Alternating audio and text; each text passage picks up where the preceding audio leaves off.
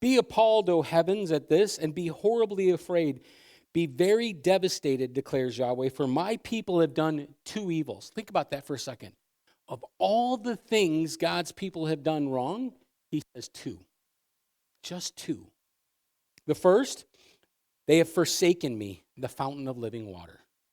The second, they broke for themselves cisterns, broken cisterns that can hold no water. What he's saying is that God's people left God. He didn't leave them.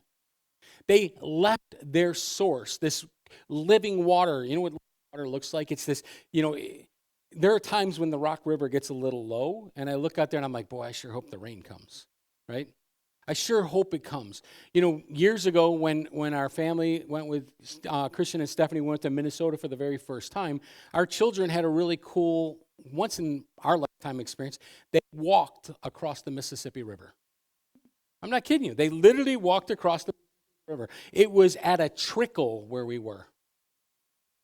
The kids could literally take one step over to another rock. That was the Mississippi River, the mighty Mississippi. And yet it did not go dry. It trickled, it went down, but it did not go dry.